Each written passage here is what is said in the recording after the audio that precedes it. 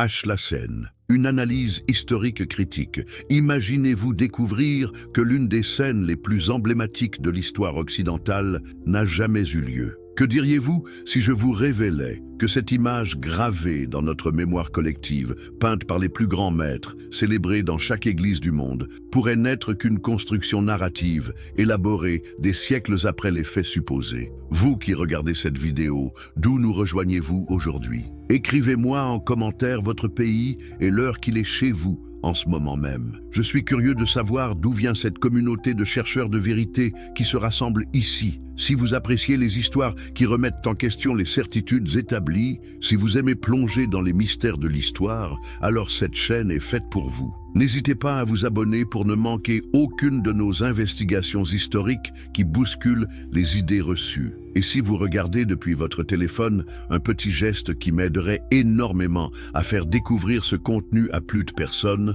donnez un coup de pouce vers le haut à cette vidéo. Cela aide vraiment l'algorithme à la faire connaître à d'autres passionnés d'histoire comme vous. Aujourd'hui, nous allons entreprendre un voyage à travers 2 millénaires d'histoire, d'archéologie et d'analyse textuelle. Nous allons examiner les preuves, ou plutôt l'absence de preuves, concernant ce que l'on appelle la Seine. Préparez-vous à voir s'effondrer des certitudes que vous pensiez inébranlables. Jules, les origines du mythe fondateur. Pourquoi commençons-nous toujours par accepter comme véridiques les récits qui nous ont été transmis? Avez-vous déjà vraiment questionné la source de cette histoire que des milliards de personnes tiennent pour acquise? Plongeons dans le 1er siècle de notre ère. Nous sommes dans une Palestine sous domination romaine, une région en ébullition constante où les mouvements messianiques pullulent. Chaque semaine, de nouveaux prophètes apparaissent, promettant la libération. Chaque mois,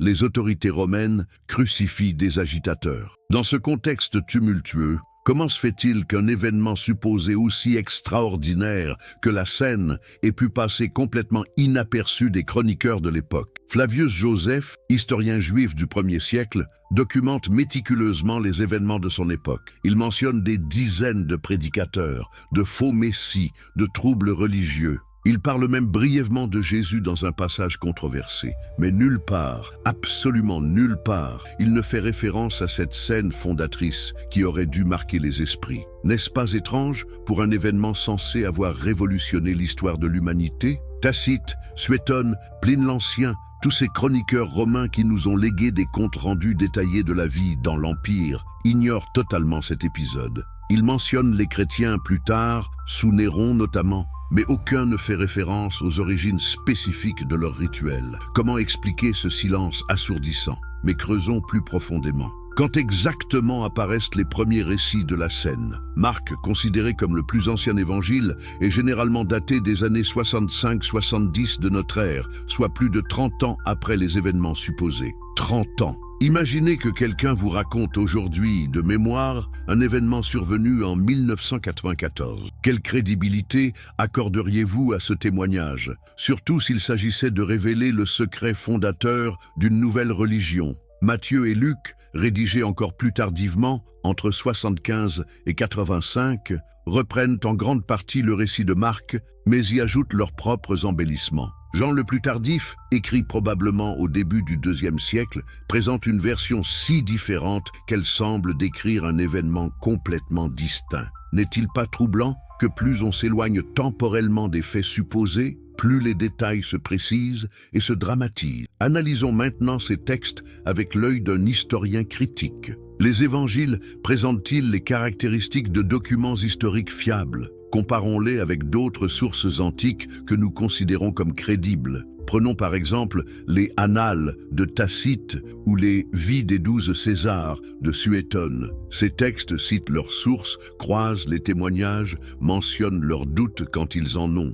Ils distinguent clairement entre ce qu'ils ont vu, ce qu'on leur a rapporté et ce qu'ils supposent. Qu'observe-t-on dans les évangiles? Aucune mention de source, aucun recoupement critique, aucune expression de doute. Tout est présenté avec une certitude narrative absolue, comme dans un roman. Plus troublant encore, les auteurs ne s'identifient même pas. Les noms Matthieu, Marc, Luc et Jean ont été attribués à ces textes bien plus tard par la tradition ecclésiastique. Les documents originaux sont anonymes, Mais il y a plus préoccupant encore. Savez-vous que nous ne possédons aucun manuscrit original de ces textes? Aucun. Les plus anciens fragments que nous ayons datent du IIe siècle et les premiers manuscrits complets du IVe siècle. Cela représente plus de 200 ans de copies, de recopies, de modifications potentielles. Accepteriez-vous aujourd'hui un document juridique qui aurait subi tant de manipulations? Examinons maintenant le contexte politique dans lequel ces textes ont émergé. Après la destruction de Jérusalem en 70 de notre ère, les communautés judéo-chrétiennes naissantes se trouvent dans une position délicate. Elles doivent se distinguer du judaïsme traditionnel, qui vient de subir une défaite catastrophique tout en évitant de paraître séditieuse aux yeux des autorités romaines. N'y a-t-il pas là un motif puissant pour créer une narrativa fondatrice qui légitime leur existence en tant que groupe distinct? La scène, telle qu'elle est présentée, accomplit parfaitement cette fonction. Elle établit un rituel distinctif, elle crée un moment fondateur précis, elle légitime l'autorité apostolique. Mais surtout, elle déplace l'enjeu du politique vers le spirituel. Au lieu d'un message révolutionnaire qui aurait pu inquiéter Rome, nous avons un rituel mystique de communion divine. N'est-ce pas trop parfait pour être authentique? Penchons-nous maintenant sur les détails du récit lui-même. Avez-vous remarqué à quel point l'histoire de la scène ressemble à d'autres récits de l'Antiquité?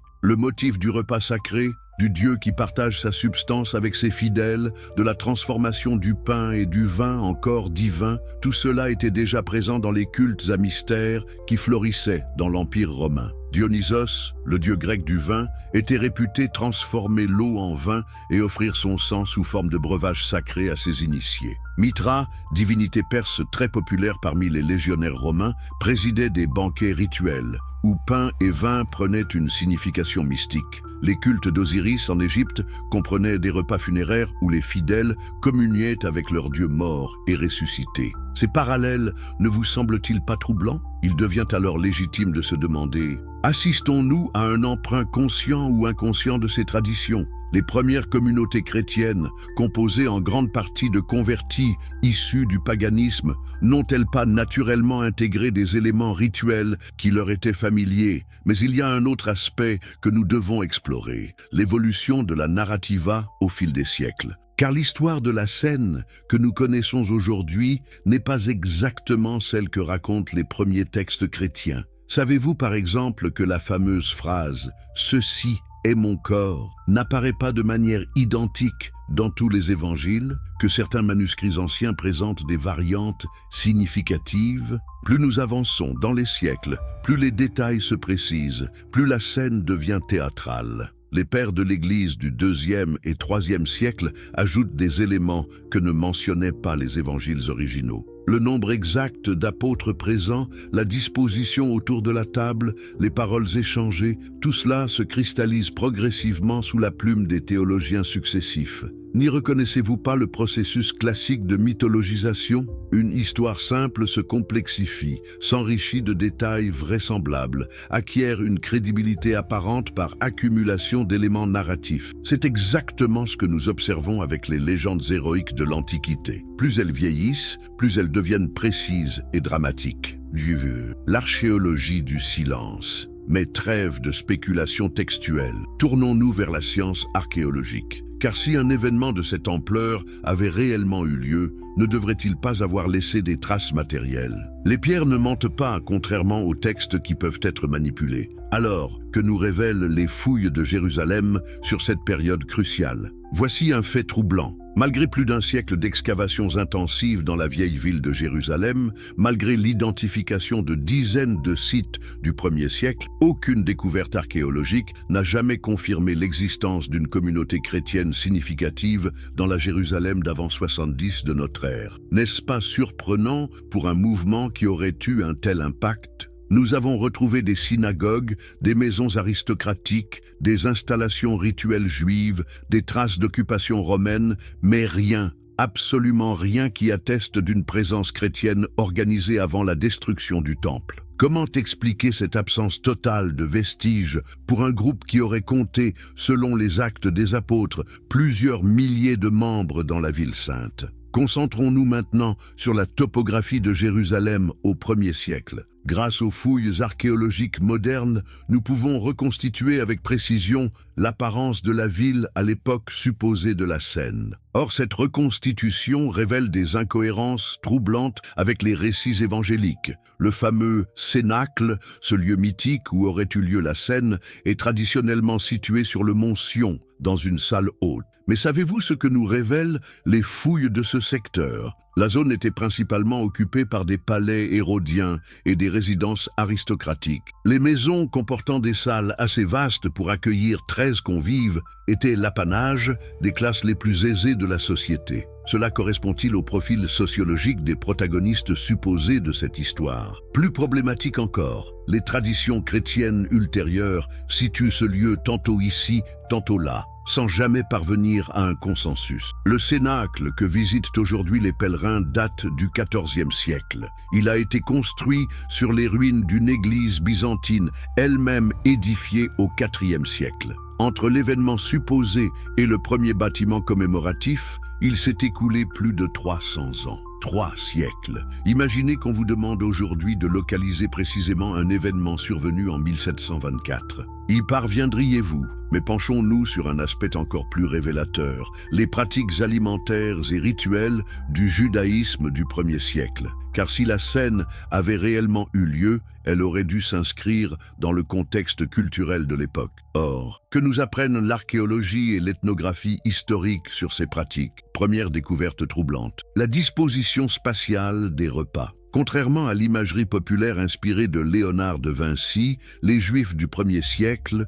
ne s'asseyaient pas autour d'une table rectangulaire. Ils s'allongeaient sur des divans disposés en U selon la mode grecque adoptée par les élites. Cette position permettait aux serviteurs de circuler au centre pour le service. Pourquoi cette précision archéologique n'apparaît-elle dans aucun récit évangélique? Plus significatif encore, le rôle des femmes dans les repas rituels juifs. Toutes nos sources historiques et archéologiques attestent que les femmes participaient aux repas familiaux, y compris aux célébrations pascales. Elles avaient même des rôles liturgiques spécifiques. Comment expliquer alors leur absence totale de la scène de la scène? Cette exclusion correspond-elle aux pratiques du 1er siècle ou plutôt aux conceptions patriarcales des communautés chrétiennes ultérieures? Analysons maintenant le problème des dates. Les évangiles ne s'accordent même pas sur le moment où aurait eu lieu cet événement supposé. Marc, Matthieu et Luc le situent pendant le repas pascal, le 15 Nissan selon le calendrier juif. Jean, en revanche, le place la veille, le 14 Nissan. Cette contradiction n'est pas un détail. Elle révèle une méconnaissance fondamentale du calendrier et des pratiques juives de l'époque. Car nous pouvons aujourd'hui, grâce aux calculs astronomiques modernes, déterminer avec précision les dates de Pâques pour toutes les années du 1er siècle. Or, aucune des chronologies proposées par les évangiles ne correspond aux données astronomiques et historiques que nous possédons. N'est-ce pas là un indice révélateur de la nature non historique de ces récits? Examinons également la question du pain et du vin. L'archéologie nous révèle que le pain consommé par les populations juives ordinaires du 1er siècle était un pain plat, sans levain, particulièrement pendant la Pâque. Le vin, quant à lui, était un produit de luxe, généralement coupé d'eau et parfumé d'épices. Ces détails matériels, que nous connaissons grâce aux découvertes archéologiques, correspondent-ils aux descriptions évangéliques? Force est de constater que les textes restent remarquablement vagues sur ces aspects concrets. Plus troublante encore, l'analyse des résidus alimentaires découverts dans les maisons du 1er siècle révèle que l'alimentation des couches populaires était principalement composée de légumineuses, de poissons séchés et de pain d'orge. Le blé, utilisé pour les pains plus raffinés, et le vin non coupé étaient des produits coûteux, réservés aux élites. Comment concilier ces données matérielles avec l'image d'un groupe composé principalement de pêcheurs et d'artisans? Intéressons-nous maintenant à un aspect crucial, l'art funéraire et les inscriptions de l'époque. Car si une communauté chrétienne significative avait existé à Jérusalem avant 70, nous devrions retrouver des traces de ces croyances spécifiques dans ces pratiques mortuaires. Or, que révèlent les centaines de tombes du 1er siècle découvertes autour de Jérusalem? Elles présentent toutes les caractéristiques du judaïsme traditionnel de l'époque. Ossuaires, décorés de motifs juifs classiques, inscriptions en hébreu, araméen ou grec, mentionnant des formules traditionnelles, aucune référence à des croyances ou des pratiques distinctement chrétiennes. Pas de symbole spécifiquement chrétien, pas d'allusion à un Messie crucifié, rien qui distingue ces sépultures de celles du judaïsme ordinaire. Cette absence devient d'autant plus significative quand on la compare avec les découvertes des siècles suivants. À partir du IIIe siècle, les tombes chrétiennes se distinguent clairement. Symbole du poisson, du chiro, inscription mentionnant le Christ, iconographie spécifique. Le contraste est saisissant. Comment expliquer cette discontinuité? Penchons-nous également sur les découvertes récentes concernant les mouvements messianiques du 1er siècle. L'archéologie a mis au jour plusieurs sites liés à des figures prophétiques de cette époque. Qumran et les Esséniens, les grottes de Bar Kokhba, des installations liées à Jean-Baptiste. Dans chaque cas, nous trouvons des vestiges matériels, manuscrits, objets rituels, aménagements spécifiques. Pourquoi ne retrouvons-nous rien de similaire pour le mouvement chrétien primitif supposé? L'analyse des poteries découvertes sur les sites du 1er siècle révèle également des informations précieuses sur les pratiques alimentaires. Les formes des récipients nous renseignent sur les modes de préparation et de consommation. Or, nous ne trouvons aucun indice de pratiques alimentaires rituelles spécifiques qui pourraient correspondre à l'institution d'un nouveau type de repas sacré. Même l'étude des pollens fossilisés dans les couches archéologiques nous informe sur l'agriculture de l'époque. Nous savons quelles variétés de céréales étaient cultivées, comment le vin était produit, quelles étaient les pratiques agricoles. Ces données, d'une précision remarquable, ne révèlent aucune modification des habitudes de production ou de consommation qui pourraient correspondre à l'émergence de nouveaux rituels alimentaires. UGE, analyse textuelle et contradiction. Abandonnons maintenant les pierres pour nous plonger dans l'analyse minutieuse des textes eux-mêmes. Car si nous appliquons au récit de la scène les méthodes critiques que nous utilisons pour tous les documents historiques, que découvrons-nous? Préparez-vous à voir s'effondrer des certitudes que vous pensiez inébranlables. Commençons par une question simple. Savez-vous que les 4 récits évangéliques de la scène présentent des différences si importantes qu'ils semblent décrire des événements distincts? Ne devrait-ce pas nous alerter sur la fiabilité historique de ces témoignages supposés? Marc, notre source la plus ancienne, présente un récit dépouillé, presque factuel. Matthieu reprend Marc mais ajoute des détails dramatiques. Luc introduit des éléments complètement nouveaux, notamment une dispute entre les disciples sur leur rang. Quant à Jean, il remplace carrément la scène par un lavement des pieds. Comment 4 témoins d'un même événement peuvent-ils diverger à ce point? Plus troublant encore, analysons la chronologie interne de ces récits. Marc nous dit que Jésus envoie ses disciples chercher une salle où un homme portant une cruche d'eau les guidera. Détail intrigant. Dans la société du 1er siècle, porter l'eau était exclusivement un travail féminin. Un homme avec une cruche d'eau était aussi remarquable qu'une femme en smoking aujourd'hui. Pourquoi ce détail improbable? S'agit-il d'un code secret ou d'une invention narrative? Examinons maintenant les paroles attribuées à Jésus pendant ce repas supposé. Savez-vous que chaque évangile rapporte des versions différentes de ces paroles prétendument fondatrices? Marc fait dire « Ceci est mon sang de l'alliance qui est répandu pour beaucoup ». Matthieu ajoute « pour la rémission des péchés ». Luc présente une formulation complètement différente et mentionne 2 coupes au lieu d'une. Jean, lui, ne rapporte aucune de ces paroles. Ces variations ne sont pas des détails mineurs, elles touchent au cœur même du message supposé. Si ces paroles étaient réellement historiques, si elles avaient marqué les esprits comme le prétend la tradition, comment expliquer de telles divergences? Accepteriez-vous aujourd'hui le témoignage de 4 personnes qui rapportent différemment les paroles cruciales d'un discours qu'ils auraient entendu ensemble? Penchons-nous maintenant sur la structure narrative elle-même. Les récits de la scène suivent tous un schéma littéraire classique de l'Antiquité. L'annonce de la trahison, le repas d'adieu, l'institution rituelle, la prophétie de l'abandon. Ce schéma, nous le retrouvons dans d'autres récits antiques, notamment dans les témoignages sur la mort de Socrate, rapportés par Platon. Simple coïncidence ou utilisation consciente d'un modèle narratif établi. Analysons également le vocabulaire utilisé. Les termes grecs employés pour décrire la transformation du pain et du vin appartiennent au registre technique des cultes à mystère. Le mot « mystérion » lui-même apparaît fréquemment dans les épîtres pauliniennes pour décrire ce rituel.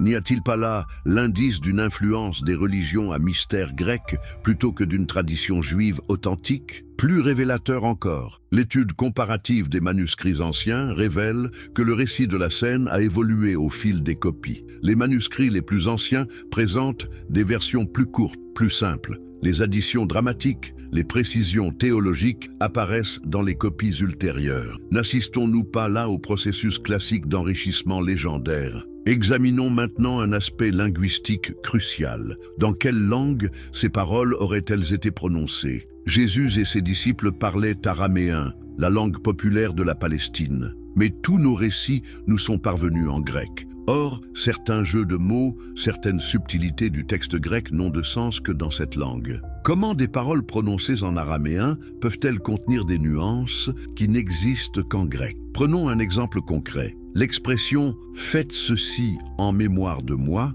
utilise en grec le terme « anamnésis », concept philosophique grec complexe qui signifie bien plus qu'un simple souvenir. Il s'agit d'une réactualisation mystique du passé. Ce concept était-il accessible à des pêcheurs araméophones du 1er siècle? N'y reconnaissons-nous pas plutôt l'influence de la philosophie grecque sur les rédacteurs ultérieurs? Intéressons-nous également aux références scripturaires. Les récits de la scène sont truffés d'allusions à l'Ancien Testament, la Pâque, l'Exode, les sacrifices du Temple, les prophéties messianiques. Mais ces références sont-elles naturelles ou construites? Analysons leur usage. Les parallèles avec l'Ancien Testament sont si nombreux et si précis qu'ils suggèrent une construction littéraire délibérée plutôt qu'une remémoration spontanée. Chaque geste, chaque parole trouve son écho dans les Écritures juives. N'assistons-nous pas à un processus de légitimation théologique a posteriori plutôt qu'à un compte-rendu historique? Examinons également la question de l'audience supposée de ces paroles.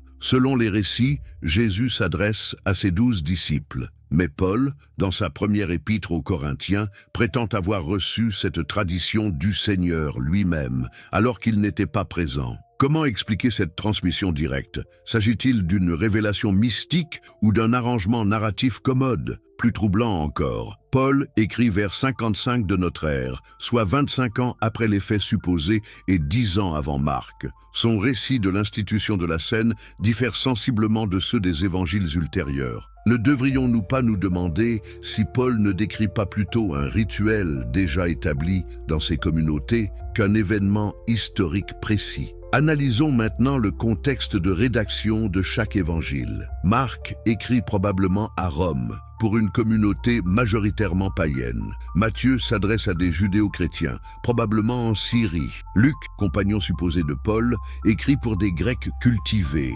Jean rédige probablement en Asie mineure, au sein de communautés influencées par la philosophie grecque. Chacun adapte-t-il le récit aux besoins de son audience? Cette adaptation n'altère-t-elle pas la prétendue vérité historique? Penchons-nous également sur les omissions significatives. Si la scène était réellement l'événement fondateur du christianisme, pourquoi n'est-elle mentionnée dans aucune des sources chrétiennes, les plus anciennes en dehors de Paul et des évangiles? Les lettres de Pierre, de Jacques, de Jude, l'épître aux Hébreux, l'Apocalypse, tous ces textes du Nouveau Testament ignorent complètement cet épisode supposé central. Plus surprenant encore, la Didaché, ce manuel de la vie chrétienne probablement contemporain des évangiles, présente des rituels eucharistiques qui ne font aucune référence à la scène évangélique.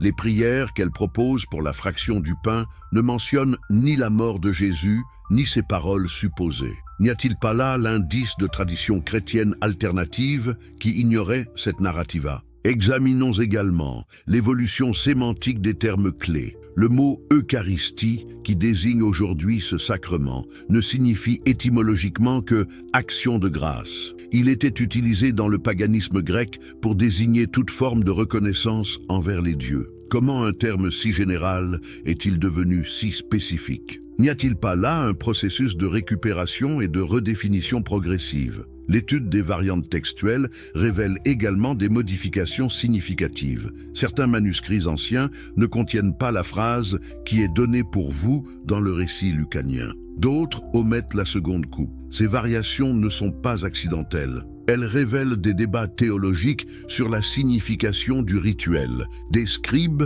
ont-ils adapté les textes à l'évolution doctrinale de leur communauté? Analysons enfin la construction rhétorique de ces récits. Ils utilisent tous des procédés littéraires sophistiqués: parallélisme, chiasme, inclusion. Ces techniques, caractéristiques de la littérature grecque classique, supposent une formation rhétorique avancée. Est-elle compatible avec le profil sociologique des disciples supposés? Ou révèle-t-elle la main d'auteurs cultivés écrivant bien après les faits? Réflexion finale. Arrivé au terme de cette investigation, que pouvons-nous conclure? Vous qui avez suivi ce voyage à travers les sources historiques, les données archéologiques et l'analyse textuelle, que ressentez-vous face à ces découvertes? Nous avons exploré ensemble le silence des sources contemporaines, l'absence de traces archéologiques, les contradictions narratives, l'évolution des récits. À chaque étape, les preuves de la non-historicité de la scène se sont accumulées. Mais au-delà des faits, qu'est-ce que cette analyse nous enseigne sur nous-mêmes et sur notre rapport à la vérité historique? Peut-être découvrez-vous que questionner les fondements de nos croyances n'est pas un acte de destruction, mais de libération intellectuelle. Car derrière ce mythe de la scène se cache une vérité plus profonde, celle de la capacité humaine à créer du sens, à construire des symboles puissants, à donner naissance à des traditions qui transcendent leur origine factuelle. La scène n'a probablement jamais eu lieu comme événement historique spécifique, mais elle existe comme réalité culturelle, comme symbole universel de partage et de communion. Elle révèle notre besoin profond de ritualiser les moments importants, de créer des liens sacrés entre les individus et les communautés. Cette analyse nous invite à distinguer entre différents types de vérités: la vérité historique, mesurable et vérifiable; la vérité symbolique, porteuse de sens et d'émotion; la vérité existentielle qui guide nos choix et notre vision du monde. Reconnaître que la scène relève du symbolique plutôt que de l'historique ne diminue pas sa valeur pour ceux qui y trouvent un sens spirituel. Notre époque a particulièrement besoin de cette nuance. Dans un monde où l'information circule instantanément, où les faits alternatifs prolifèrent, la capacité à distinguer le factuel du symbolique devient cruciale. L'histoire critique ne menace pas la spiritualité authentique. Elle la libère de ses chaînes fondamentalistes pour lui permettre de s'épanouir dans sa dimension propre. Que cette investigation vous inspire à appliquer la même rigueur critique à toutes les narratives qui prétendent façonner votre vision du monde. Questionnez les origines, la scène. Une analyse historique, critique de Bruce. Script YouTube complète en français. Introduction saisissante. Imaginez-vous découvrir que l'une des scènes les plus emblématiques de l'histoire occidentale n'a jamais eu lieu. Que diriez-vous si je vous révélais que cette image gravée dans notre mémoire collective, peinte par les plus grands maîtres, célébrée dans chaque église du monde, pourrait n'être qu'une construction narrative, élaborée des siècles après les faits supposés? Vous qui regardez cette vidéo, d'où nous rejoignez-vous aujourd'hui? Écrivez-moi en commentaire votre pays et l'heure qu'il est chez vous en ce moment même. Je suis curieux de savoir d'où vient cette communauté de chercheurs de vérité qui se rassemble ici. Si vous appréciez les histoires qui remettent en question les certitudes établies, si vous aimez plonger dans les mystères de l'histoire, alors cette chaîne est faite pour vous. N'hésitez pas à vous abonner pour ne manquer aucune de nos investigations historiques qui bousculent les idées reçues. Et si vous regardez depuis votre téléphone, un petit geste qui m'aiderait énormément à faire découvrir ce contenu à plus de personnes, donnez un coup de pouce vers le haut à cette vidéo. Cela aide vraiment l'algorithme à la faire connaître à d'autres passionnés d'histoire comme vous. Aujourd'hui, nous allons entreprendre un voyage à travers 2 millénaires d'histoire, d'archéologie et d'analyse textuelle. Nous allons examiner les preuves, ou plutôt l'absence de preuves, concernant ce que l'on appelle la scène. Préparez-vous à voir s'effondrer des certitudes que vous pensiez inébranlables. Jules, les origines du mythe fondateur. Pourquoi commençons-nous toujours par accepter comme véridiques les récits qui nous ont été transmis? Avez-vous déjà vraiment questionné la source de cette histoire que des milliards de personnes tiennent pour acquise? Plongeons dans le 1er siècle de notre ère. Nous sommes dans une Palestine sous domination romaine, une région en ébullition constante où les mouvements messianiques pullulent. Chaque semaine, de nouveaux prophètes apparaissent, promettant la libération. Chaque mois, les autorités romaines crucifient des agitateurs. Dans ce contexte tumultueux, comment se fait-il qu'un événement supposé aussi extraordinaire que la scène ait pu passer complètement inaperçu des chroniqueurs de l'époque? Flavius Joseph, historien juif du 1er siècle, documente méticuleusement les événements de son époque. Il mentionne des dizaines de prédicateurs, de faux messies, de troubles religieux. Il parle même brièvement de Jésus dans un passage controversé. Mais nulle part, absolument nulle part, il ne fait référence à cette scène fondatrice qui aurait dû marquer les esprits. N'est-ce pas étrange pour un événement censé avoir révolutionné l'histoire de l'humanité? Tacite, Suétone, Pline l'Ancien, tous ces chroniqueurs romains qui nous ont légué des comptes rendus détaillés de la vie dans l'Empire ignorent totalement cet épisode. Ils mentionnent les chrétiens plus tard, sous Néron notamment, mais aucun ne fait référence aux origines spécifiques de leur rituel. Comment expliquer ce silence assourdissant? Mais creusons plus profondément. Quand exactement apparaissent les premiers récits de la scène? Marc, considéré comme le plus ancien évangile, est généralement daté des années 65-70 de notre ère, soit plus de 30 ans après les événements supposés. 30 ans. Imaginez que quelqu'un vous raconte aujourd'hui, de mémoire, un événement survenu en 1994. Quelle crédibilité accorderiez-vous à ce témoignage? Surtout s'il s'agissait de révéler le secret fondateur d'une nouvelle religion. Matthieu et Luc, rédigés encore plus tardivement, entre 75 et 85, reprennent en grande partie le récit de Marc, mais y ajoutent leurs propres embellissements. Jean le plus tardif, écrit probablement au début du IIe siècle, présente une version si différente qu'elle semble décrire un événement complètement distinct. N'est-il pas troublant que plus on s'éloigne temporellement des faits supposés, plus les détails se précisent et se dramatisent? Analysons maintenant ces textes avec l'œil d'un historien critique. Les évangiles présentent-ils les caractéristiques de documents historiques fiables? Comparons-les avec d'autres sources antiques que nous considérons comme crédibles. Prenons par exemple les Annales de Tacite ou les Vies des 12 Césars de Suétone. Ces textes citent leurs sources, croisent les témoignages, mentionnent leurs doutes quand ils en ont.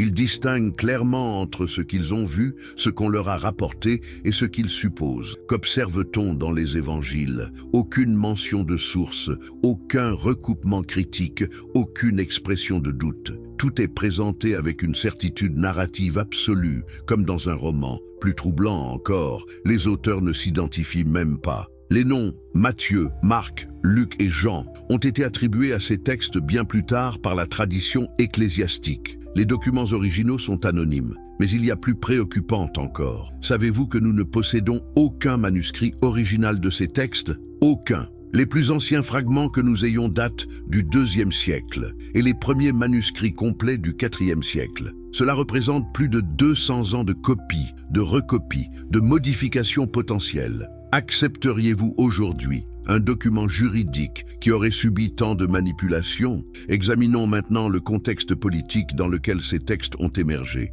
Après la destruction de Jérusalem en 70 de notre ère, les communautés judéo-chrétiennes naissantes se trouvent dans une position délicate. Elles doivent se distinguer du judaïsme traditionnel, qui vient de subir une défaite catastrophique tout en évitant de paraître séditieuse aux yeux des autorités romaines. N'y a-t-il pas là un motif puissant pour créer une narrativa fondatrice qui légitime leur existence en tant que groupe distinct? La scène, telle qu'elle est présentée, accomplit parfaitement cette fonction. Elle établit un rituel distinctif, elle crée un moment fondateur précis, elle légitime l'autorité apostolique. Mais surtout, elle déplace l'enjeu du politique vers le spirituel. Au lieu d'un message révolutionnaire qui aurait pu inquiéter Rome, nous avons un rituel mystique de communion divine. N'est-ce pas trop parfait pour être authentique? Penchons-nous maintenant sur les détails du récit lui-même. Avez-vous remarqué à quel point l'histoire de la scène ressemble à d'autres récits de l'Antiquité?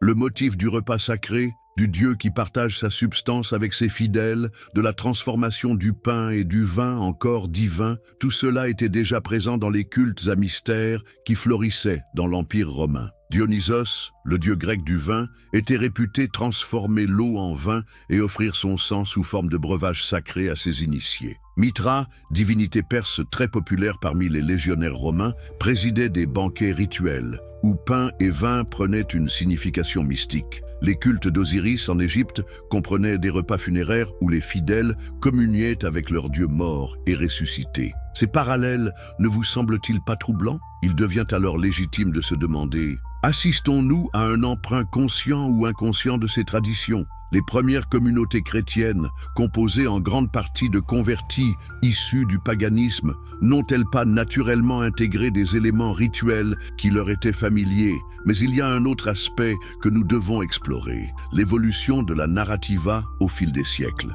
Car l'histoire de la scène que nous connaissons aujourd'hui n'est pas exactement celle que racontent les premiers textes chrétiens. Savez-vous par exemple que la fameuse phrase « Ceci est mon corps » n'apparaît pas de manière identique dans tous les évangiles, que certains manuscrits anciens présentent des variantes significatives? Plus nous avançons dans les siècles, plus les détails se précisent, plus la scène devient théâtrale. Les pères de l'Église du IIe et IIIe siècle ajoutent des éléments que ne mentionnaient pas les évangiles originaux. Le nombre exact d'apôtres présents, la disposition autour de la table, les paroles échangées, tout cela se cristallise progressivement sous la plume des théologiens successifs. N'y reconnaissez-vous pas le processus classique de mythologisation? Une histoire simple se complexifie, s'enrichit de détails vraisemblables, acquiert une crédibilité apparente par accumulation d'éléments narratifs. C'est exactement ce que nous observons avec les légendes héroïques de l'Antiquité. Plus elles vieillissent,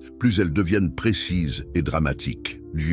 L'archéologie du silence. Mais trêve de spéculation textuelle. Tournons-nous vers la science archéologique. Car si un événement de cette ampleur avait réellement eu lieu, ne devrait-il pas avoir laissé des traces matérielles? Les pierres ne mentent pas, contrairement aux textes qui peuvent être manipulés. Alors, que nous révèlent les fouilles de Jérusalem sur cette période cruciale? Voici un fait troublant. Malgré plus d'un siècle d'excavations intensives dans la vieille ville de Jérusalem, malgré l'identification de dizaines de sites du 1er siècle, aucune découverte archéologique n'a jamais confirmé l'existence d'une communauté chrétienne significative dans la Jérusalem d'avant 70 de notre ère. N'est-ce pas surprenant pour un mouvement qui aurait eu un tel impact? Nous avons retrouvé des synagogues, des maisons aristocratiques, des installations rituelles juives, des traces d'occupation romaine, mais rien, absolument rien qui atteste d'une présence chrétienne organisée avant la destruction du temple. Comment expliquer cette absence totale de vestiges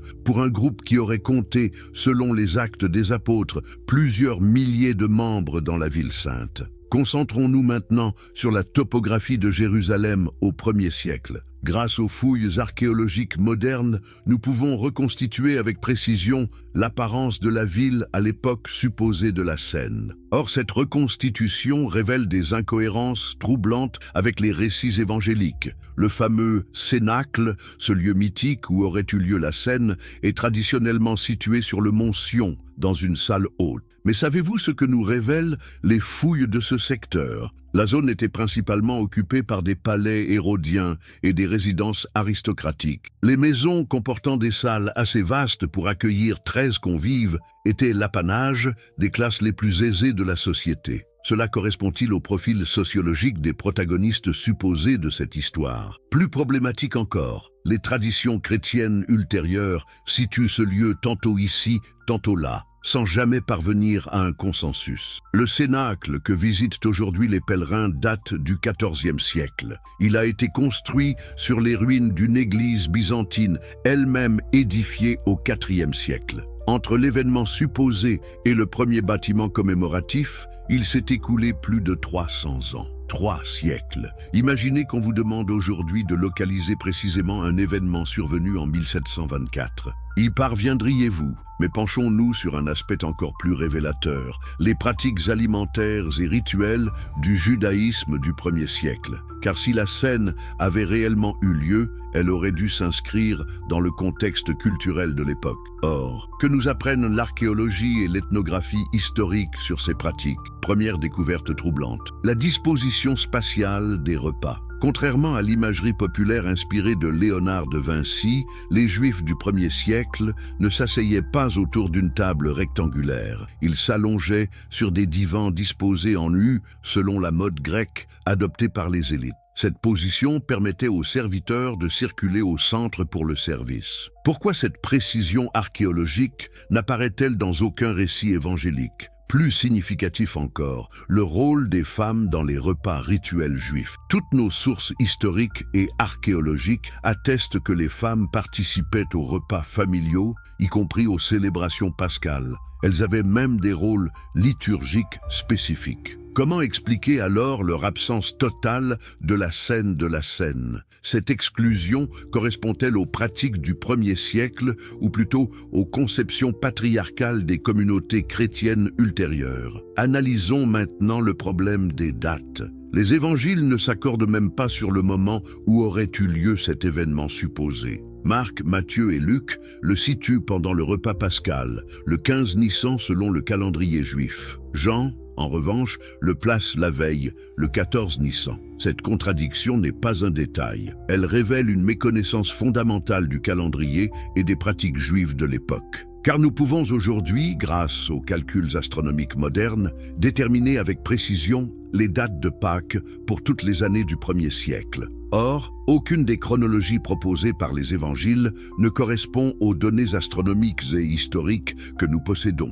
N'est-ce pas là un indice révélateur de la nature non historique de ces récits? Examinons également la question du pain et du vin. L'archéologie nous révèle que le pain consommé par les populations juives ordinaires du 1er siècle était un pain plat, sans levain, particulièrement pendant la Pâque. Le vin, quant à lui, était un produit de luxe, généralement coupé d'eau et parfumé d'épices. Ces détails matériels, que nous connaissons grâce aux découvertes archéologiques, correspondent-ils aux descriptions évangéliques? Force est de constater que les textes restent remarquablement vagues sur ces aspects concrets. Plus troublante encore, l'analyse des résidus alimentaires découverts dans les maisons du 1er siècle révèle que l'alimentation des couches populaires était principalement composée de légumineuses, de poissons séchés et de pain d'orge. Le blé, utilisé pour les pains plus raffinés, et le vin non coupé étaient des produits coûteux, réservés aux élites. Comment concilier ces données matérielles avec l'image d'un groupe composé principalement de pêcheurs et d'artisans? Intéressons-nous maintenant à un aspect crucial, l'art funéraire et les inscriptions de l'époque. Car si une communauté chrétienne significative avait existé à Jérusalem avant 70, nous devrions retrouver des traces de ces croyances spécifiques dans ces pratiques mortuaires. Or, que révèlent les centaines de tombes du 1er siècle découvertes autour de Jérusalem? Elles présentent toutes les caractéristiques du judaïsme traditionnel de l'époque. Ossuaires, décorés de motifs juifs classiques, inscriptions en hébreu, araméen ou grec, mentionnant des formules traditionnelles, aucune référence à des croyances ou des pratiques distinctement chrétiennes. Pas de symboles spécifiquement chrétiens, pas d'allusion à un Messie crucifié, rien qui distingue ces sépultures de celles du judaïsme ordinaire. Cette absence devient d'autant plus significative quand on la compare avec les découvertes des siècles suivants. À partir du IIIe siècle, les tombes chrétiennes se distinguent clairement. Symboles du poisson, du chiro, inscriptions mentionnant le Christ, iconographie spécifique.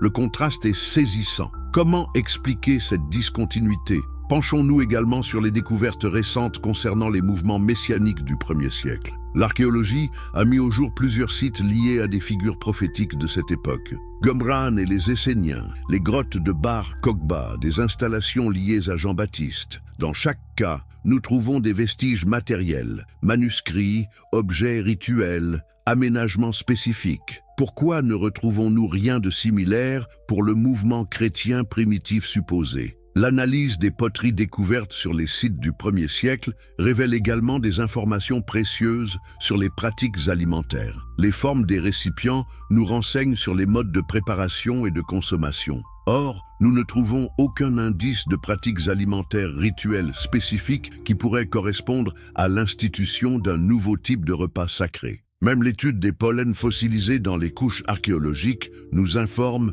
sur l'agriculture de l'époque. Nous savons quelles variétés de céréales étaient cultivées, comment le vin était produit, quelles étaient les pratiques agricoles. Ces données, d'une précision remarquable, ne révèlent aucune modification des habitudes de production ou de consommation qui pourrait correspondre à l'émergence de nouveaux rituels alimentaires. UGE, analyse textuelle et contradiction. Abandonnons maintenant les pierres pour nous plonger dans l'analyse minutieuse des textes eux-mêmes. Car si nous appliquons au récit de la scène les méthodes critiques que nous utilisons pour tous les documents historiques, que découvrons-nous? Préparez-vous à voir s'effondrer des certitudes que vous pensiez inébranlables. Commençons par une question simple. Savez-vous que les 4 récits évangéliques de la scène présentent des différences si importantes qu'ils semblent décrire des événements distincts? Ne devrait-ce pas nous alerter sur la fiabilité historique de ces témoignages supposés? Marc, notre source la plus ancienne, présente un récit dépouillé, presque factuel. Matthieu reprend Marc mais ajoute des détails dramatiques. Luc introduit des éléments complètement nouveaux, notamment une dispute entre les disciples sur leur rang. Quant à Jean, il remplace carrément la scène par un lavement des pieds. Comment 4 témoins d'un même événement peuvent-ils diverger à ce point? Plus troublant encore, analysons la chronologie interne de ces récits. Marc nous dit que Jésus envoie ses disciples chercher une salle où un homme portant une cruche d'eau les guidera. Détail intrigant. Dans la société du 1er siècle, porter l'eau était exclusivement un travail féminin. Un homme avec une cruche d'eau était aussi remarquable qu'une femme en smoking aujourd'hui. Pourquoi ce détail improbable? S'agit-il d'un code secret ou d'une invention narrative? Examinons maintenant les paroles attribuées à Jésus pendant ce repas supposé. Savez-vous que chaque évangile rapporte des versions différentes de ces paroles prétendument fondatrices? Marc fait dire « Ceci est mon sang de l'alliance qui est répandu pour beaucoup ». Matthieu ajoute « pour la rémission des péchés ». Luc présente une formulation complètement différente et mentionne 2 coupes au lieu d'une. Jean, lui, ne rapporte aucune de ces paroles. Ces variations ne sont pas des détails mineurs, elles touchent au cœur même du message supposé. Si ces paroles étaient réellement historiques, si elles avaient marqué les esprits comme le prétend la tradition, comment expliquer de telles divergences? Accepteriez-vous aujourd'hui le témoignage de 4 personnes qui rapportent différemment les paroles cruciales d'un discours qu'ils auraient entendu ensemble? Penchons-nous maintenant sur la structure narrative elle-même. Les récits de la scène suivent tous un schéma littéraire classique de l'Antiquité. L'annonce de la trahison, le repas d'adieu, l'institution rituelle, la prophétie de l'abandon. Ce schéma, nous le retrouvons dans d'autres récits antiques, notamment dans les témoignages sur la mort de Socrate, rapportés par Platon. Simple coïncidence ou utilisation consciente d'un modèle narratif établi. Analysons également le vocabulaire utilisé. Les termes grecs employés pour décrire la transformation du pain et du vin appartiennent au registre technique des cultes à mystère. Le mot « mystérion » lui-même apparaît fréquemment dans les épîtres pauliniennes pour décrire ce rituel. N'y a-t-il pas là l'indice d'une influence des religions à mystère grec plutôt que d'une tradition juive authentique? Plus révélateur encore, l'étude comparative des manuscrits anciens révèle que le récit de la scène a évolué au fil des copies. Les manuscrits les plus anciens présentent des versions plus courtes, plus simples. Les additions dramatiques, les précisions théologiques apparaissent dans les copies ultérieures. N'assistons-nous pas là au processus classique d'enrichissement légendaire? Examinons maintenant un aspect linguistique crucial. Dans quelle langue ces paroles auraient-elles été prononcées? Jésus et ses disciples parlaient araméen, la langue populaire de la Palestine. Mais tous nos récits nous sont parvenus en grec. Or, certains jeux de mots, certaines subtilités du texte grec n'ont de sens que dans cette langue. Comment des paroles prononcées en araméen peuvent-elles contenir des nuances qui n'existent qu'en grec? Prenons un exemple concret. L'expression « faites ceci en mémoire de moi » utilise en grec le terme « anamnésis », concept philosophique grec complexe qui signifie bien plus qu'un simple souvenir. Il s'agit d'une réactualisation mystique du passé. Ce concept était-il accessible à des pêcheurs araméophones du 1er siècle? N'y reconnaissons-nous pas plutôt l'influence de la philosophie grecque sur les rédacteurs ultérieurs? Intéressons-nous également aux références scripturaires. Les récits de la scène sont truffés d'allusions à l'Ancien Testament, la Pâque, l'Exode, les sacrifices du Temple, les prophéties messianiques. Mais ces références sont-elles naturelles ou construites? Analysons leur usage. Les parallèles avec l'Ancien Testament sont si nombreux et si précis qu'ils suggèrent une construction littéraire délibérée plutôt qu'une remémoration spontanée. Chaque geste, chaque parole trouve son écho dans les Écritures juives. N'assistons-nous pas à un processus de légitimation théologique a posteriori plutôt qu'à un compte-rendu historique? Examinons également la question de l'audience supposée de ces paroles. Selon les récits, Jésus s'adresse à ses 12 disciples. Mais Paul, dans sa première épître aux Corinthiens, prétend avoir reçu cette tradition du Seigneur lui-même, alors qu'il n'était pas présent. Comment expliquer cette transmission directe? S'agit-il d'une révélation mystique ou d'un arrangement narratif commode? Plus troublant encore, Paul écrit vers 55 de notre ère, soit 25 ans après les faits supposés et 10 ans avant Marc. Son récit de l'institution de la scène diffère sensiblement de ceux des évangiles ultérieurs. Ne devrions-nous pas nous demander si Paul ne décrit pas plutôt un rituel déjà établi dans ces communautés qu'un événement historique précis? Analysons maintenant le contexte de rédaction de chaque évangile. Marc écrit probablement à Rome, pour une communauté majoritairement païenne. Matthieu s'adresse à des judéo-chrétiens, probablement en Syrie. Luc, compagnon supposé de Paul, écrit pour des Grecs cultivés. Jean rédige probablement en Asie mineure, au sein de communautés influencées par la philosophie grecque. Chacun adapte-t-il le récit aux besoins de son audience? Cette adaptation n'altère-t-elle pas la prétendue vérité historique? Penchons-nous également sur les omissions significatives. Si la scène était réellement l'événement fondateur du christianisme, pourquoi n'est-elle mentionnée dans aucune des sources chrétiennes, les plus anciennes en dehors de Paul et des évangiles? Les lettres de Pierre, de Jacques, de Jude, l'épître aux Hébreux, l'Apocalypse, tous ces textes du Nouveau Testament ignorent complètement cet épisode supposé central. Plus surprenant encore, la Didaché, ce manuel de la vie chrétienne probablement contemporain des évangiles, présente des rituels eucharistiques qui ne font aucune référence à la scène évangélique. Les prières qu'elle propose pour la fraction du pain ne mentionnent ni la mort de Jésus, ni ses paroles supposées. N'y a-t-il pas là l'indice de tradition chrétienne alternative qui ignorait cette narrativa? Examinons également l'évolution sémantique des termes clés. Le mot « Eucharistie » qui désigne aujourd'hui ce sacrement ne signifie étymologiquement que « action de grâce ». Il était utilisé dans le paganisme grec pour désigner toute forme de reconnaissance envers les dieux. Comment un terme si général est-il devenu si spécifique? N'y a-t-il pas là un processus de récupération et de redéfinition progressive? L'étude des variantes textuelles révèle également des modifications significatives. Certains manuscrits anciens ne contiennent pas la phrase « qui est donnée pour vous » dans le récit lucanien. D'autres omettent la seconde coupe. Ces variations ne sont pas accidentelles. Elles révèlent des débats théologiques sur la signification du rituel. Des scribes ont-ils adapté les textes à l'évolution doctrinale de leur communauté? Analysons enfin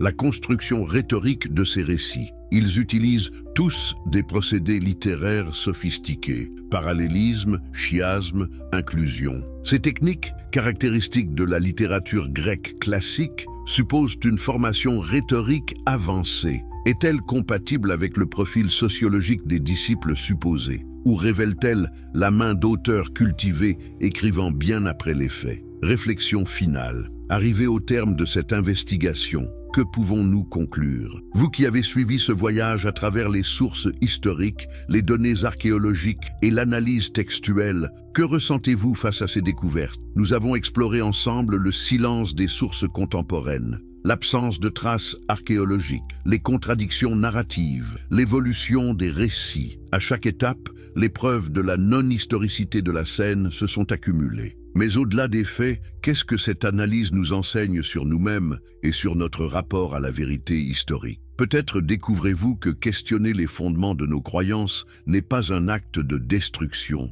mais de libération intellectuelle. Car derrière ce mythe de la scène se cache une vérité plus profonde, celle de la capacité humaine à créer du sens, à construire des symboles puissants, à donner naissance à des traditions qui transcendent leur origine factuelle. La scène n'a probablement jamais eu lieu comme événement historique spécifique, mais elle existe comme réalité culturelle, comme symbole universel de partage et de communion. Elle révèle notre besoin profond de ritualiser les moments importants, de créer des liens sacrés entre les individus et les communautés. Cette analyse nous invite à distinguer entre différents types de vérités. La vérité historique, mesurable et vérifiable. La vérité symbolique, porteuse de sens et d'émotion. La vérité existentielle qui guide nos choix et notre vision du monde. Reconnaître que la scène relève du symbolique plutôt que de l'historique ne diminue pas sa valeur pour ceux qui y trouvent un sens spirituel. Du rigueur, l'impact social et politique quand le mythe devient pouvoir. Si vous appréciez ce type d'analyse historique approfondie, n'hésitez pas à vous abonner pour ne manquer aucune de nos investigations qui remettent en question les idées reçues. D'ailleurs, j'aimerais connaître notre communauté internationale. Dites-moi en commentaire de quel pays vous nous regardez et quelle heure il est chez vous en ce moment. Votre présence ici, où que vous soyez dans le monde, contribue à cette quête collective de vérité historique. Et si vous regardez depuis votre mobile, un petit pouce vers le haut m'aiderait énormément à faire découvrir ce contenu à d'autres passionnés d'histoire comme vous. Mais poursuivons notre enquête, car maintenant que nous avons établi la nature non historique de la scène, une question cruciale se pose.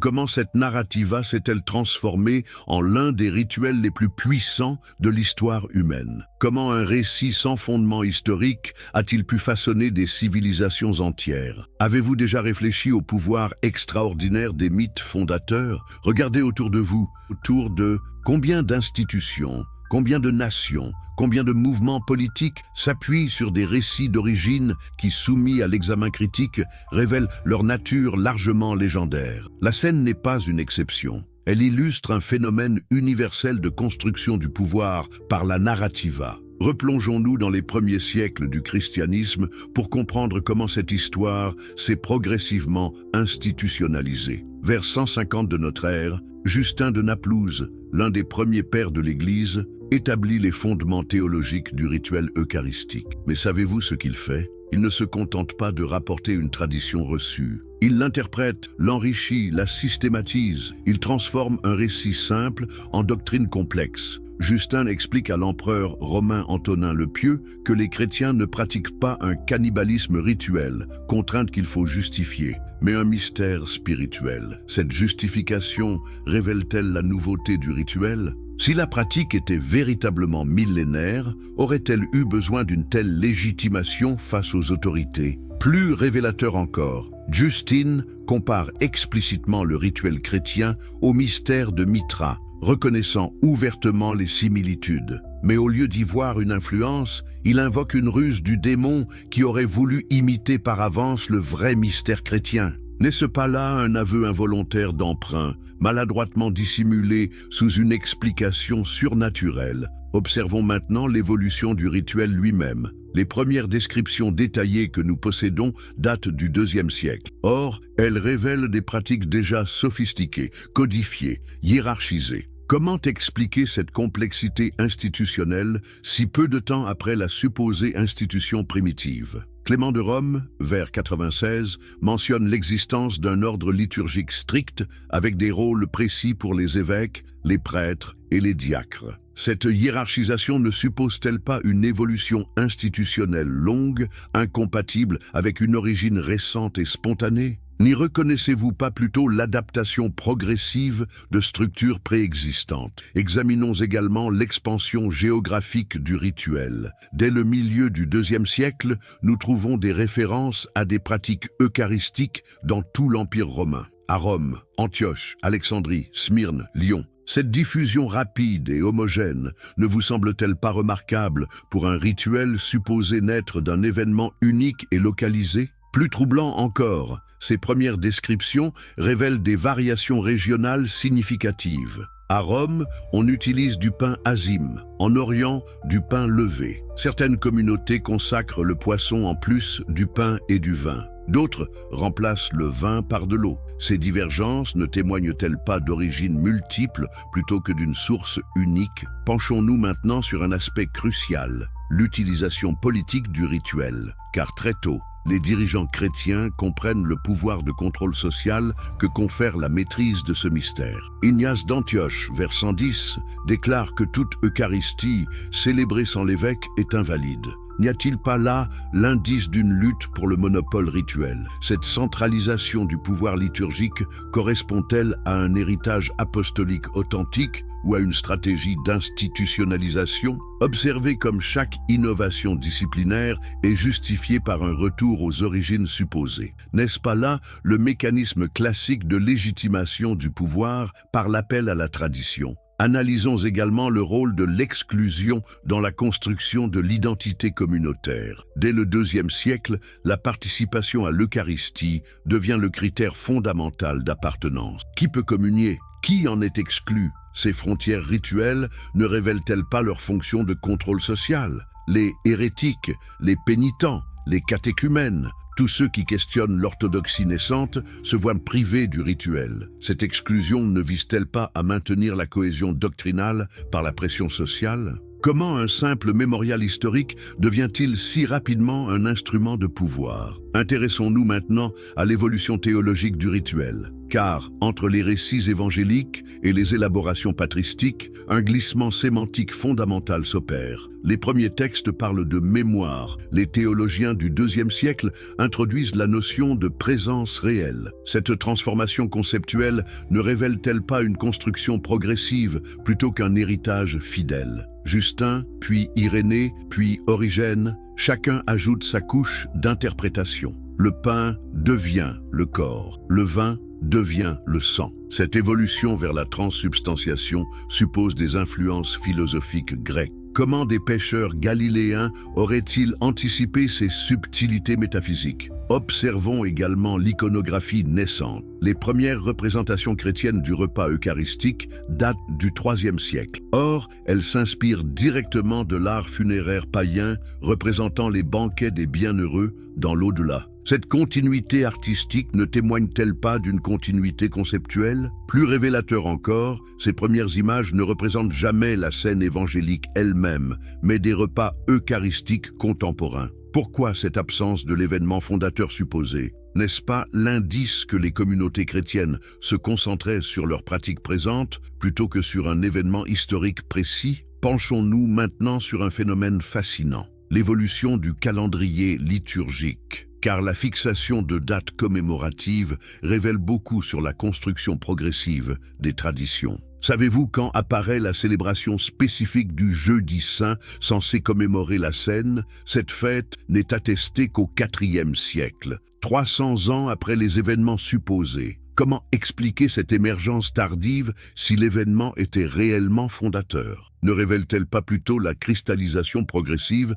d'une narrativa longtemps floue? Examinons également l'influence des convertis issus du paganisme. Dès le IIe siècle, les communautés chrétiennes comptent majoritairement des anciens païens. Ces convertis apportent-ils leurs propres références rituelles? N'influencent-ils pas l'interprétation du rituel chrétien? Tertullien, juriste romain converti, utilise le vocabulaire juridique latin pour décrire l'Eucharistie. Il parle de testament, de contrat, d'héritage. Cette terminologie correspond-elle à l'univers conceptuel de Jésus et de ses disciples? Ou révèle-t-elle l'adaptation du message à de nouveaux publics? Plus significatif encore, l'analyse sociologique des premières communautés chrétiennes révèle leur composition majoritairement urbaine et cosmopolite. Ces communautés évoluent-elles dans l'univers culturel de la Palestine rurale du 1er siècle ou dans celui des cités hellénistiques? Cette différence de contexte n'influence-t-elle pas nécessairement la réinterprétation des traditions reçues?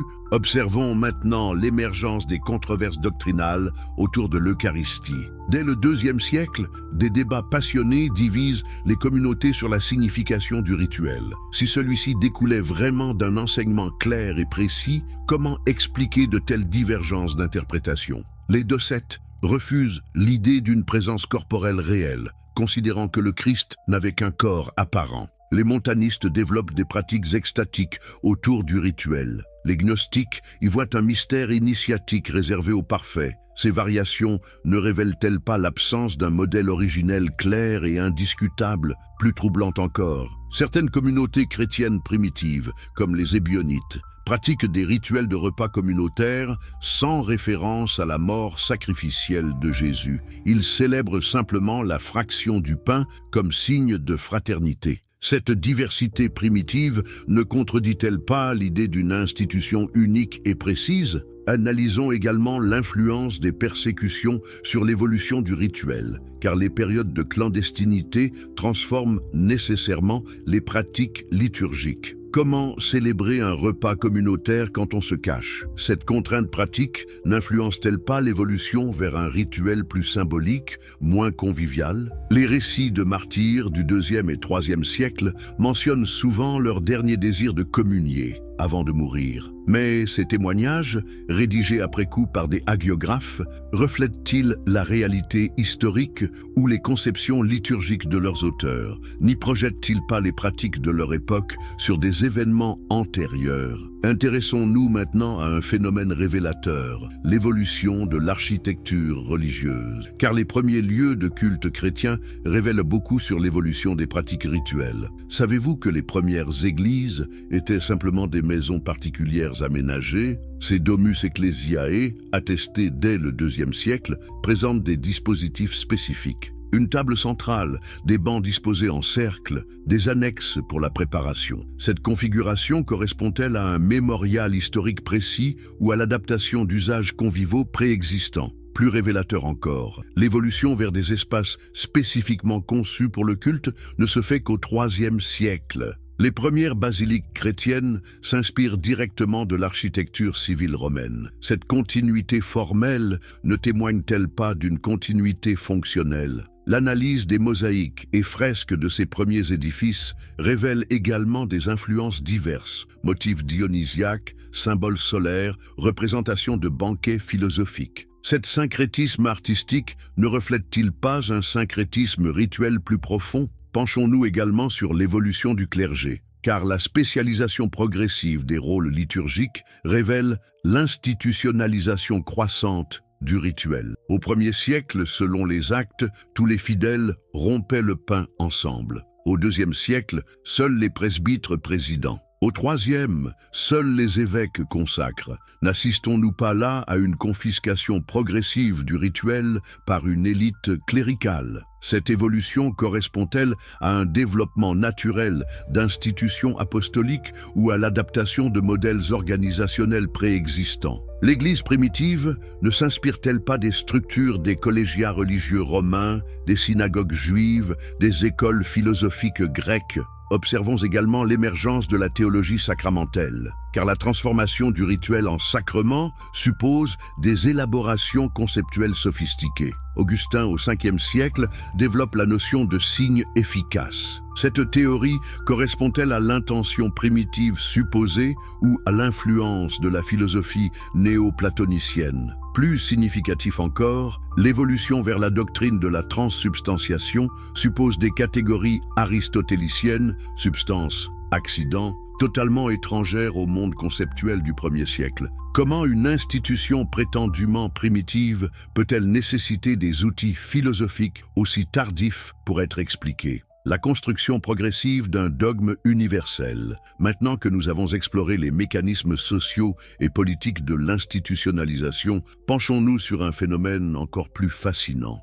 Comment une pratique locale et diverse devient-elle un dogme universel et uniforme? Car l'histoire de l'Eucharistie révèle les mécanismes profonds par lesquels les sociétés humaines transforment leurs traditions en vérité absolue. Avez-vous déjà observé comme les institutions religieuses présentent toujours leurs innovations comme des retours aux sources? Cette rhétorique de l'authenticité primitive dissimule-t-elle la réalité des transformations historiques? Le cas de l'Eucharistie illustre parfaitement ce mécanisme de légitimation par l'archaïsme supposé. Au IVe siècle, l'empereur Constantin légalise le christianisme et convoque le concile de Nicée. Mais savez-vous que cette officialisation impériale transforme radicalement la nature du rituel eucharistique? D'une pratique communautaire marginale, il devient une cérémonie d'État. Cette promotion politique ne modifie-t-elle pas nécessairement sa signification? Observez l'évolution de l'iconographie officielle. Sous Constantin, les représentations du Christ adoptent les codes de la majesté impériale.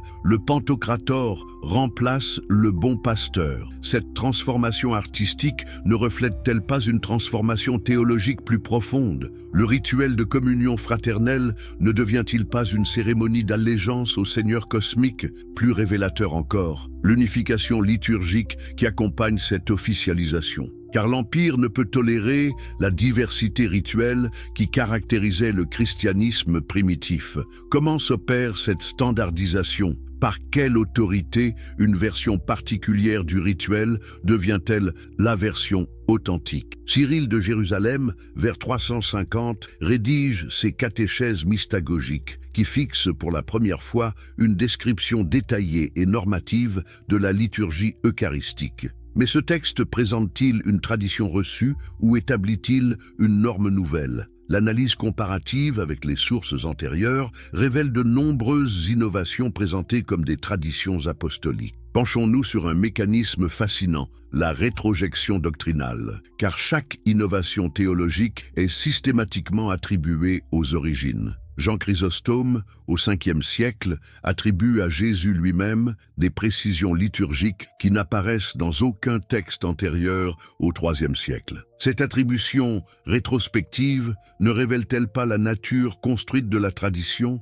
Analysons également l'évolution de la terminologie. Le mot « messe », missa, n'apparaît qu'au 4e siècle et désigne initialement la simple fin de l'assemblée. Comment ce terme purement administratif devient-il le nom du rituel central du christianisme? Cette évolution sémantique ne témoigne-t-elle pas d'une transformation progressive des pratiques? Plus significatif encore, l'émergence de la notion de sacrifice eucharistique au 5e siècle, car les premiers textes chrétiens évitent soigneusement ce vocabulaire, préférant parler d'offrande ou d'action de grâce. Cette évolution terminologique ne révèle-t-elle pas une réinterprétation théologique majeure? Léon le Grand, au milieu du 5e siècle, développe la théorie selon laquelle chaque messe renouvelle réellement le sacrifice du calvaire. Cette doctrine suppose une conception du temps et de la causalité totalement étrangère à l'Antiquité. N'y reconnaissez-vous pas l'influence de philosophies tardives plutôt que la fidélité à un enseignement primitif? Observons également l'évolution de la participation des fidèles, car les sources des premiers siècles décrivent des assemblées où tous partagent effectivement pain et vin. Au 5e siècle, cette participation devient exceptionnelle. Les fidèles communient rarement, parfois seulement une fois par an. Cette évolution ne révèle-t-elle pas la transformation d'un repas communautaire en spectacle sacré? Cette cléricalisation progressive du rituel correspond-elle à une dégénérescence de la pureté primitive ou à l'adaptation naturelle d'une institution en expansion? N'observe-t-on pas le même phénomène dans toutes les organisations religieuses qui passent du statut de secte à celui d'église officielle? Intéressons-nous maintenant aux résistances à cette uniformisation, car l'histoire conserve des traces de communautés qui maintiennent des pratiques alternatives. Les Ariens célèbrent l'Eucharistie différemment.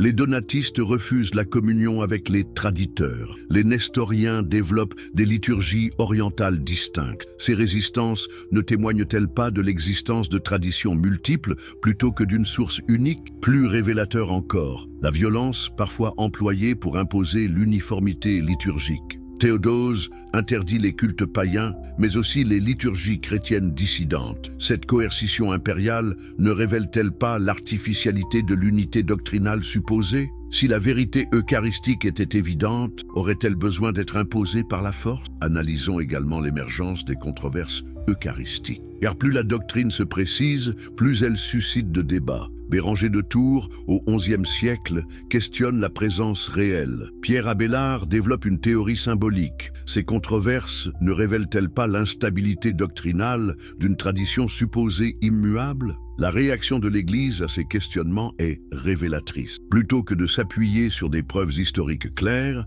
elle multiplie les condamnations doctrinales. Le quatrième concile du Latran, en 1215, dogmatise la transsubstantiation. Cette formalisation tardive ne témoigne-t-elle pas de l'absence de consensus primitif ? Penchons-nous maintenant sur l'influence de l'art et de l'architecture dans la construction de la croyance. Car les représentations visuelles façonnent puissamment l'imaginaire collectif. Les fresques de Sainte Marie Majeure au Ve siècle présentent pour la première fois une iconographie standardisée de la scène. Ces images créent-elles une mémoire visuelle d'un événement historique ou construisent-elles une réalité imaginaire ? L'évolution vers des représentations de plus en plus dramatiques et détaillées révèle un processus fascinant. Chaque époque projette ses propres conceptions dans la scène primitive. Les Byzantins y voient une cérémonie impériale, les médiévaux un banquet courtois, la Renaissance un drame psychologique. Cette plasticité interprétative ne révèle-t-elle pas la nature construite de la tradition ?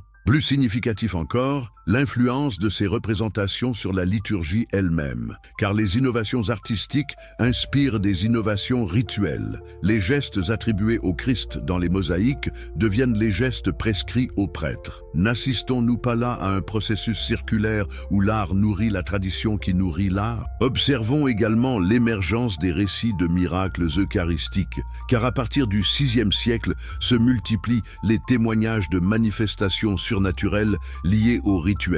Hostie qui saigne, visions mystiques, guérisons miraculeuses, tous ces phénomènes légitiment la doctrine de la présence réelle. Mais leur multiplication ne révèle-t-elle pas plutôt le besoin de preuves empiriques d'une croyance incertaine ? Ces récits suivent tous des schémas narratifs similaires. Un incrédule doute de la présence réelle, un miracle le confond, il se convertit et témoigne. Cette structure stéréotypée ne suggère-t-elle pas leur nature édifiante plutôt qu'historique ? N'ont-ils pas pour fonction de renforcer une foi chancelante plutôt que de rapporter des faits avérés ? Analysons également l'évolution de la dévotion eucharistique, car l'adoration du Saint-Sacrement, caractéristique du christianisme médiéval, ne se développe qu'au XIIe siècle. Cette innovation dévotionnelle correspond-elle à un retour aux sources ou à une création tardive ? Ne témoigne-t-elle pas de l'évolution d'un mémorial vers un culte ? L'institution de la fête Dieu par Urbain IV en 1264 révèle cette transformation, car cette célébration ne commémore plus un événement historique, mais adore une présence sacramentelle. Cette évolution ne révèle-t-elle pas le glissement d'une religion de la mémoire vers une religion de la magie ? Plus révélateur encore, l'émergence des expositions solennelles du Saint-Sacrement, car cette ostension suppose que la divinité puisse être montrée, exhibée, contemplée. Cette conception matérialiste du divin correspond-elle à l'univers spirituel du 1er siècle ou aux besoins dévotionnels d'une société médiévale ? Penchons-nous également sur l'influence des ordres religieux dans l'évolution de la doctrine eucharistique, car chaque famille monastique développe ses propres emphases théologiques. Les franciscains privilégient l'aspect affectif, les dominicains l'analyse scolastique, les jésuites la dimension apologétique. Cette diversité d'approches ne révèle-t-elle pas la plasticité fondamentale